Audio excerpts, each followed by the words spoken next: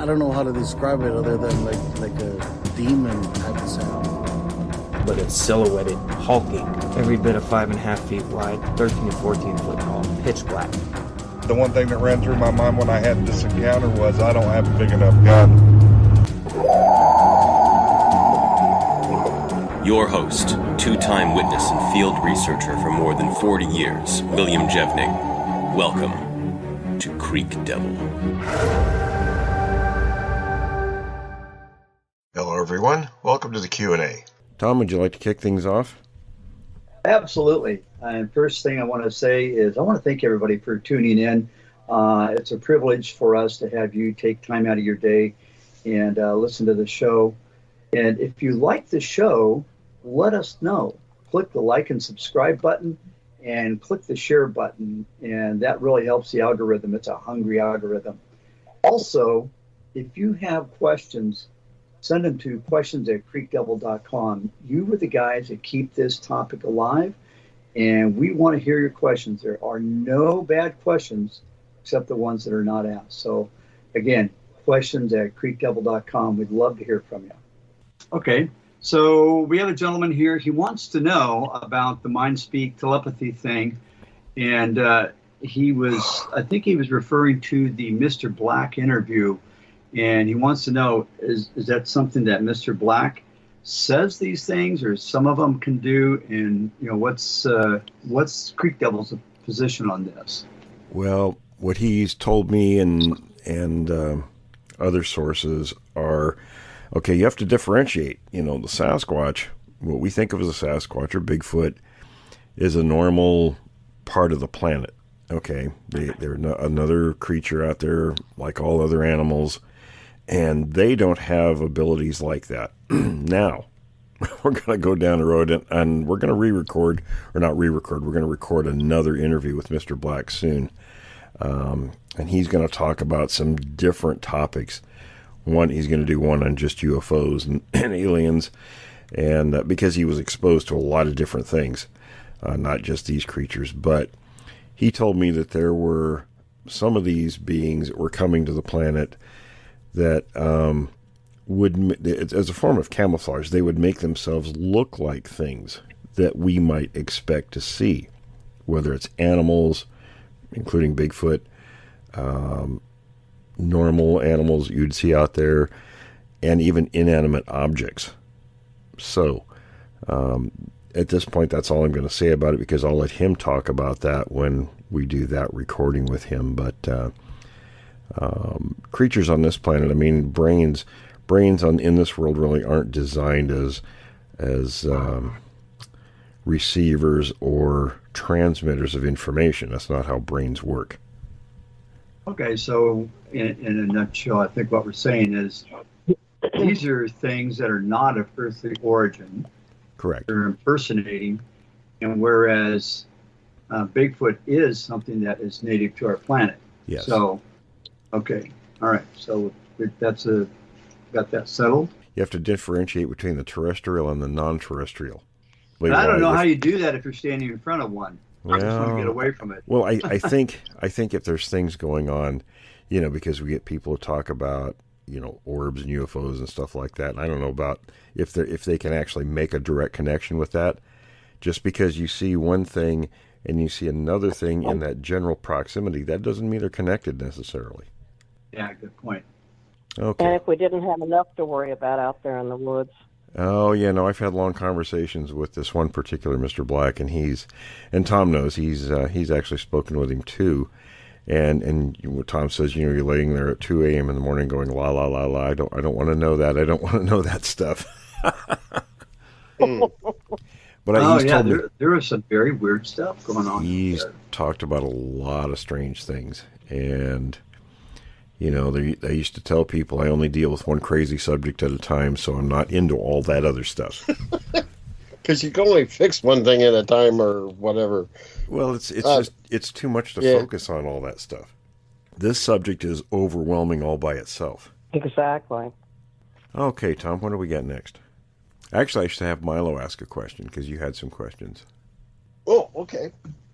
Let me see. Well, here's one okay, from our notes from the field and tracking North America Sasquatch, that book, Will, Yeah. and yeah. we were, and I went back to when we had our encounter, and my question is, what kind of questions would have asked ourselves instead of just freaking out and going, "Yep, that's Bigfoot." That's a good question. It's really hard, I think, for you and I to answer that because we were there in the moment, Yeah, and it probably would take, like the rest of you were outside looking at that situation, maybe asking things that we wouldn't have thought of. yeah. Chuck, Forrest, Tom, what do you guys think? No, I think you're entirely correct. I mean, you're Yeah. there in the moment, and you're seeing it in the flesh and blood. So, I would agree. What kind of Absolutely. questions would you have asked, though, that we didn't? Of ourselves, like you guys. Or are you talking about of myself? That If you heard what we did, what questions would somebody ask us, or what should we have asked each other? Like, I would ask, how do we get out of here? Okay. Yeah. Yeah, I might even have asked that in a moment. But if I was talking to you at a later date and asking you about your sighting, my first thing would have been I would have wanted an anatomical description as best as possible from each and every one of you, and I would have asked you separately rather than together as a collective group. I would have probably let me clarify that. I probably would have asked you separately first, and then put you together as a group and then ask you that question and see how you're because let's face it, it's just like with the sighting that Jessica and I had. There was a couple of things that I noticed that she didn't notice, and then there was something a couple of things that she noticed that I didn't notice. So that is always going to happen because people focus on different things. Let me clarify that a little bit, though. There were 4 of us there, and the creature only made, or one of the creatures only made itself visible once, and it was to Milo. The rest of us didn't see any of them. Oh, well, I mean, see, I wasn't aware of that being the situation, but then Milo would have been on the hot seat. I'd have been asking him specifically for an anatomical description of what he saw. And then I would have gone on to, well, what was it doing? What was, and then, my knowledge would be comparing it to, what would an ape, a primate be doing versus what the Bigfoot is doing. And if there's anything that would be, comparative to both of them, and was it doing anything that was human-like? So, I mean, that would be where I would go with my questions. Yeah, there's a lot of things I wish we could have asked ourselves if we had, because we were just a fledgling little group of high schoolers when we did that. So, I regret not following through with, hey, we should have asked ourselves some investigative questions, and we didn't do it. High school, so I don't think that you're really. I mean, I realized that Will actually became friends with DeHenden and Green and those gentlemen at a later date, I think. But still, you're high schoolers, not necessarily children. I mean, you're still children. Let's face it. Right. You're not necessarily going to think about things like that. I met DeHenden and Green actually a few months prior to that incident, but did you? But didn't really know them guys much. I mean, it wasn't like they were instructing me when we were at the camp. They were there looking for the creatures. I was tagging around with DeHenden and Dennis Gates at night. They were on the night part of this the work there, and I was being quiet and just observing. I had no idea. And then when Milo and I and the other guys went to the Clark Ranch, we were just out there to kind of see what we could find and see if we heard or see anything. And then I was going to report back to those guys. Yeah, so we didn't really know what we were doing at all. Oh yeah, totally. I mean, ill prepared. We didn't take anything, even a broken flashlight. Crap. That was the obligatory flashlight that didn't work, or barely worked. Nothing worked. You know, it was like, it's what's that? God takes care of fools and children, or something like that. Well, we right had then both. we were everything. So. Well, I think there's also one out there that says "Fools rush in," but I think that was Alexander Pope that said that. But anyway, "Fools rush in where angels dare not tread." But we went out there, and we didn't know if there was anything legitimate going on out there anyway. The other guy who said there was screams going on, it was, third-hand information. So we thought, all right, well, let's, we're going to do something, so let's go out there and see. And so it was just totally, we had no clue. Did have a tip that there was some activity there. That's all we it was. Went out there. Yep. And it turned out that it was indeed. Yeah, we were there. We walked into a crap storm, basically. Isn't that right, Milo? Yeah, we came out smelling like roses. We just got lucky is what we got. Yeah, but you know what I'm saying, Will? What you would, the type of diagnostic information you'd be looking for now as an adult and being familiarized with this subject, would it be entirely, that would have been entirely different from what you would have been viewing it as a teenager. Absolutely. You know that. That would just, it's almost like night and day. So, and kids just don't think about that kind of stuff. Right. I don't think. I'm sure there's probably somebody out there that's going to say that no, that they were always that way, and that there probably people are. The Einsteins of the world. and Tom had a good front row seat to see how I functioned in the field last summer. And of course that's completely different than as a teenager not knowing what you're doing. You just don't go bumbling in anymore. No. Oh no. Well, after being in the military, we have little acronyms or synonyms, and salute would work for me now. Right. It stands for size, activity, location, unit, time, and equipment. Now you can add and manipulate that for our own good, but that's where I would start from now on. Something like that where it would give me common ground with stuff, and that's where I think it goes with describing everything like ape-like, because that's the only thing we have to work with. It isn't something that's it allows the layman to understand that this thing is, it belongs out there, and we don't. See, Milo. Go ahead, that Tom. brings up a good point. Well, I'm curious. Looking back in hindsight, Will and Milo, why do you think these things took an interest in you? Were you kind of invading an area that, because you're by a pond, maybe they considered that a feeding area? It was a marshy area. Yeah, it was pretty marshy. Why do you think they took an interest in you? If you had to, because we built a big fire, we had food, and we were noisy. That's probably all it was. And they're curious. There was like something about us that, I would. If I was one of them, well, I'm not. I mean, just like, well, this is interesting. Go check this out. Hey, Bill, come on. Let's go look at these guys over by the campfire. Well, I think that's kind of a predatory nature. I mean, it's not unusual for, campers to have grizzly bears, black bears, or even mountain lions wander into a campsite because they're wondering what the heck's going on.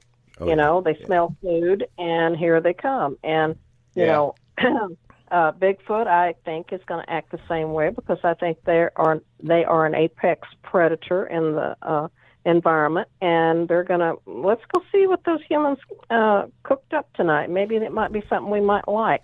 Well, and from what the Clark said, menu too, if there's not enough. Yeah, what the Clark said, there was a lot of that screaming going, and there had been for some time. So apparently there was a lot of activity there, and we kind of stepped into their environment, and that's what happened. Yeah. Curiosity. Now, is that the same area where, Will, you're talking about? You guys had a campfire and somebody threw like no. a Yeah. spear No, up no, a that was mountain, different. and then Different place. Oh, that was? Different place. We were, that was out by where your mom lived at the time, Milo. We only went to the Oh, back Clarks. there? Yeah, we Yeah. only went to the Clarks once. I mean, out in the woods. We went there with John Green briefly after that incident, but we didn't go out there again looking around. It was frightening enough. We didn't want to go out there again. Yeah, well, being prepared. Next time, I think we stayed up and I was in my yellow rain suit, of all things, on that one at my mom's. Yeah, it was wet when we went there. Yeah. No, I wasn't camouflaged at all. I didn't even know what that word meant back then, probably. Oh, none of us did. But what was your question about that, Tom? well, the question was, it's got to be kind of scary the fact you throw something up there, and did you expect any kind of a response? That was John's brother that did that. Okay. His little Did brother. any of you guys? Gunpowder incident. No, yeah, we were all, there were 10 of us at the camp. We had 2 campfires going because there were so many of us, you couldn't get everybody around one fire. And so we were standing there talking, and John, his brother, younger brother, Jeff, threw a rock out into the woods. And then he said, and then almost immediately, he asked John, he says, "Well, do you think I'll get in trouble if the guys know I did that?" And John was like, "Yeah, you get your butt kicked." And then it wasn't but a few moments after that a long branch come flying back in out of the darkness. And there was nobody who lived around my mom back then either. There was nobody. It was just woods.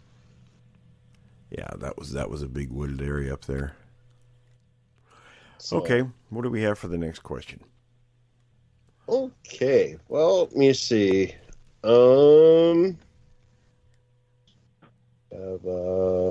Okay, on page 56 of your new book that I just got, and it's awesome, by the way. Let me just put that out there.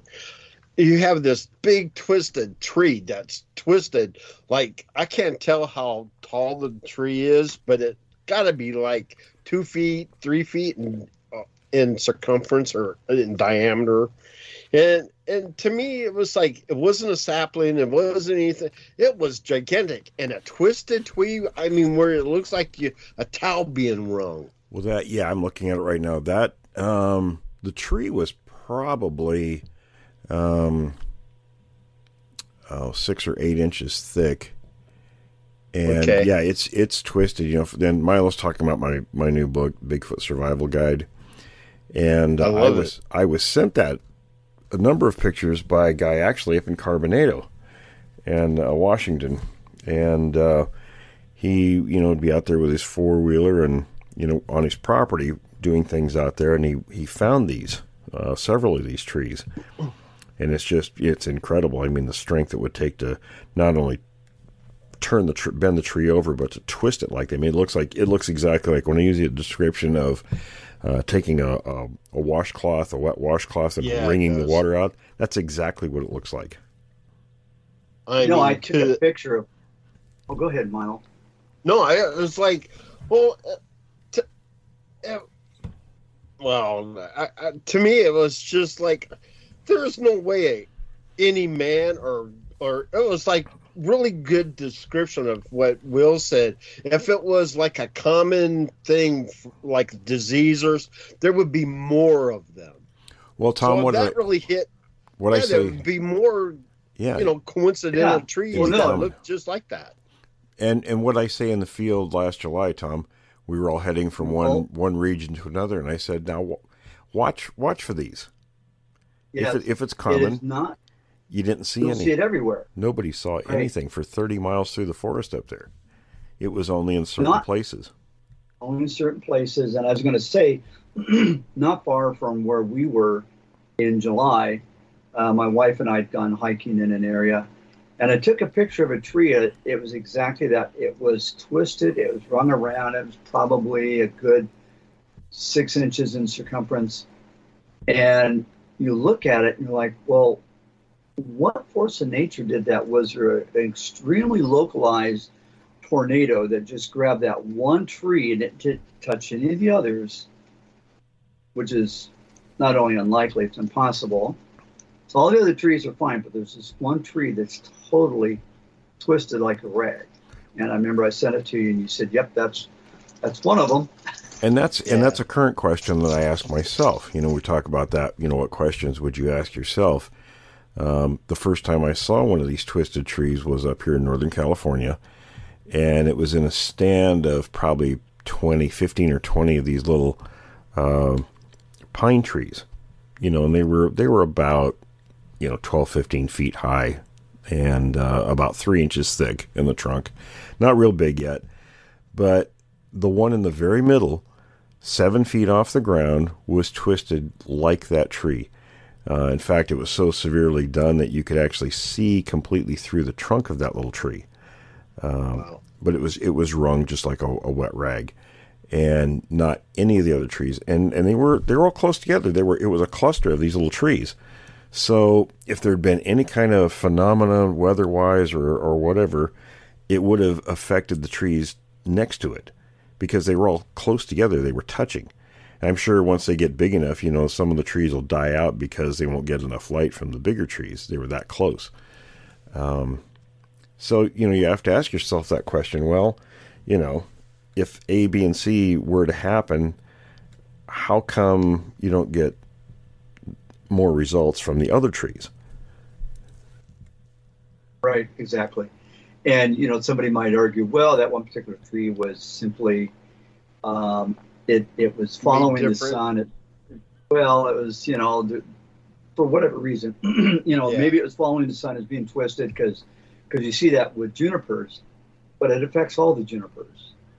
This is one tree in a group of them that is twisted and wrung out like a wash rag, and all the others are untouched.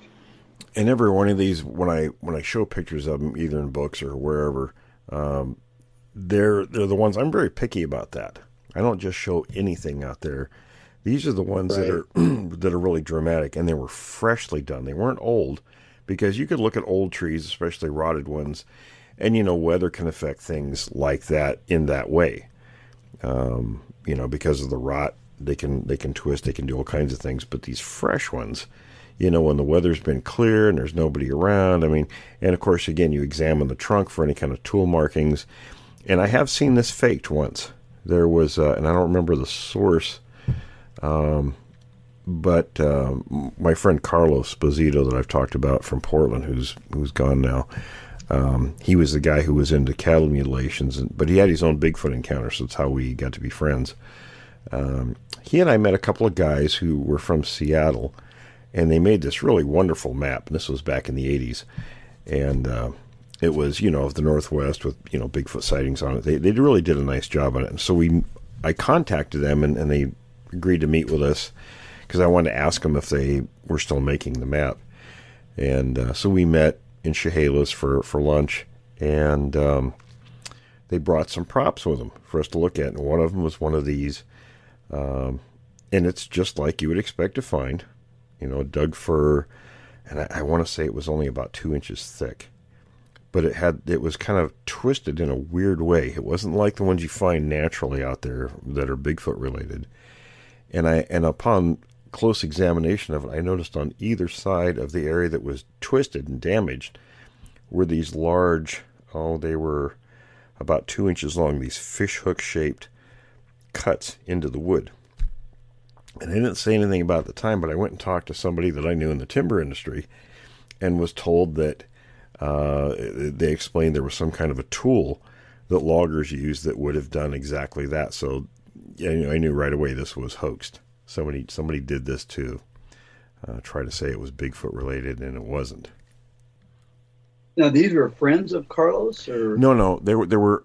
Carlo and I were out in the Columbia River Gorge one day, and I saw this map on the door on the inside door of this store we stopped at to get some drinks, and I thought, wow, that's really cool. So I copied down the names of the people who made the map, and I contacted them. So they agreed to meet with us, and they brought this stuff with them. And like I said, I don't know where they didn't do it. I don't remember where they got it from, who who was the source of that claim. But it was a hoax. Yeah. Which is too bad. It's like they can hoax stuff, but I got an idea. Isn't it better to film the real thing? Take a picture of the real thing? It's out there. I mean, you have to do a little work to find it, but if you're in the right areas, you can find this stuff. And it's just come very to my rewarding. backyard. What's that, Forrest? Right? Yeah, she's got it in her backyard. Just come to my backyard. Chuck, I'll what do you think, Chuck? You haven't weighed in yet. Just call Mikey. I'll be there. This whole discussion has been kind of fascinating. I was kind of wondering about, what would I ask myself about that and about my first sighting or whatever. And I think one of the questions I might have is why. How come there wasn't more people there around me to help me see it? To at least have more witnesses to it. Yeah. Well, in Will's book, it says never travel alone. Right. Well, there's other reasoning That's for that. That's the first thing it says. Never travel alone. Yeah, don't go alone. Okay. Well, in my situation, I mean, I was working and was by myself when it happened. So, right. I mean, sometimes, it just happens that way. Here's a thought. Maybe they don't make themselves known or visible to somebody, by stepping out or whatever, because they've been watching a place or to see how many people are there, and they only do it when there's either one or a very low number of people. Well, there's always somebody watching. Even when you think you're not and you're looking around to make sure that you're not being watched, somebody always watches. There's something out there that's looking. Well, that seems to be the case, Milo, because these people that vanish, there's a guy here in Oregon, he was with a group of friends, and he just took off up a trail by himself, and that's the last anybody saw of him. And his poster, that was about 3 years ago, I think. His posters are still all over the place. And is that near Bend? No, that was actually down near Cottage Grove, Oregon. Okay. And I don't think the sheriff's office ruled it as foul play. They just don't know. Ooh, Animal House, Cottage He Grove. just vanished. Hey, I've got a question here. And it's changing topic a little bit, so I'll let everybody kind of take turns with this one. Take a deep breath. Would they, for hunting, would Sasquatch smell deer urine? For example, chimps smell leopard urine. I say yes. I would say, yeah, absolutely. I would think so. I would say yes, too. I would, too, yeah. I mean, I'll tell you why I say yes is I've gone... Back in the day, I haven't been hunting in years, but when I used to go hunt, you'd get this scent that you could spray on your boots. And basically, I think it's just essentially concentrated deer urine. And oh boy, the moment you sprayed that stuff on, you could smell it. But it worked. It really did. It would make them less cautious. I guess it'd be two different things. I mean, smelling deer urine would be more in the process of hunting deer, I would think, whereas chimps smelling leopard urine would be more of a cautionary situation, wouldn't it? Wouldn't it? I mean, I have a question. Yeah. Why did you come up with that question? It's on a list. I have hundreds of questions in front of me. So. Oh, that was from somebody, or that was a question? No, that was a question sent to me. Huh. Well, felines mark their scents on trees and rocks and such as that. The big cats, even domesticated cats do it, and the males especially. But the females will do it too, and feral cats do it, and so. I would imagine that being that in the natural order of things, that Bigfoot and chimpanzees and gorillas and all such are going to become familiar with that smell. And when they associate that smell with a leopard or a lion or whatever big cat it might be, they're going to respond accordingly and get out of the territory. Yes, if you're a Or Sasquatch, tear down a tree. yeah, if you're a Sasquatch, you're probably I going to got be a hunting question for when you're that. smelling. My question is this person thinking that they want to cover themselves in? Because to me, if you're going to cover yourself in something that's a prey, I wouldn't do it. No, I don't think that was the question at all. They were just posing the question. Do you think, that the Bigfoot does what chimps would do? Smell it, right? We're thinking right. The smell part. Yeah, for recognition. Recognizing it or something. Well, I've got a question, and this is kind of directed towards the group, but also specifically towards Forrest. Forrest, 2 nights ago, you had a visitor thumping around on your roof, right? That was 2 nights ago? Yeah. I like the horse up there. And so I got to thinking this morning, I thought, you go to the coast and places like that, and they have seagull spikes.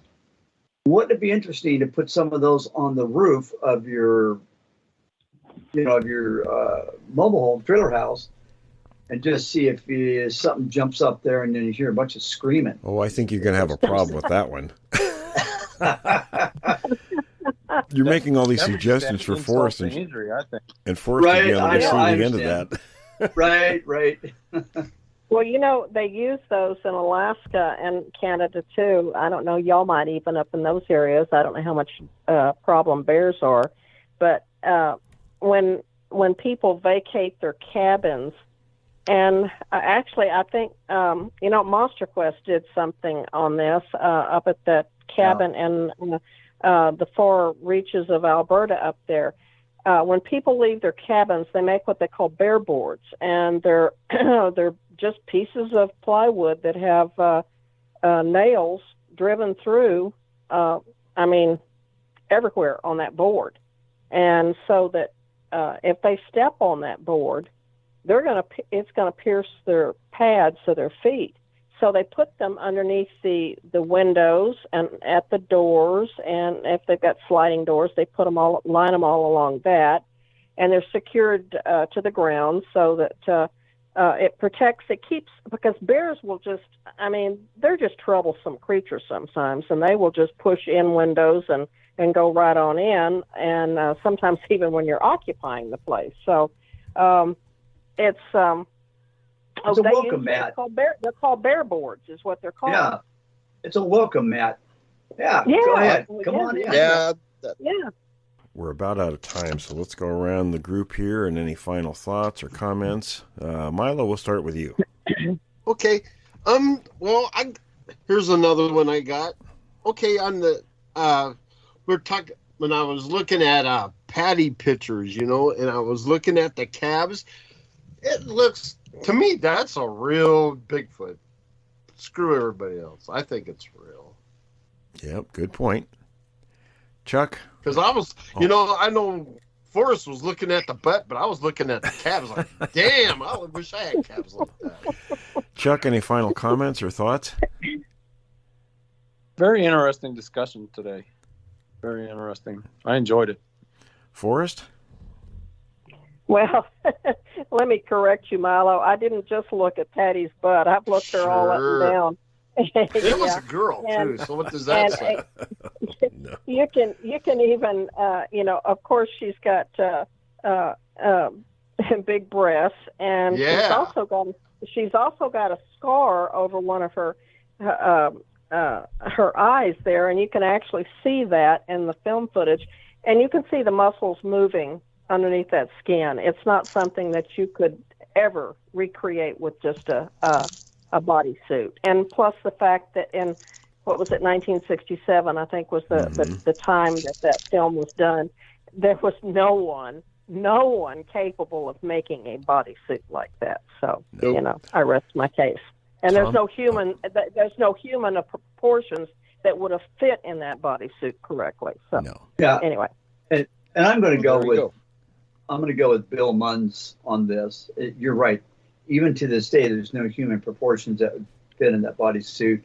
And he dissected all the arguments piece by piece, and it's a Bigfoot, plain and simple. And there's been other videos, and you get the argument that, well, there's no other pictures or videos. Well, yes, there are. There are some out there. Tom, did you have any final comments or? Well, yeah, that was it. Did you get it? Okay, we got it. All right, guys. Well, listen. All right. We're out of time. Thanks for joining us, everyone. Thanks for listening to this episode of Creek Devil.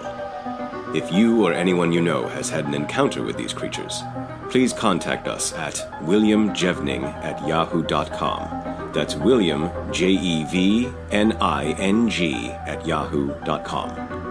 All communication is confidential. Join us for another program next week. And until then, keep your eyes open out there.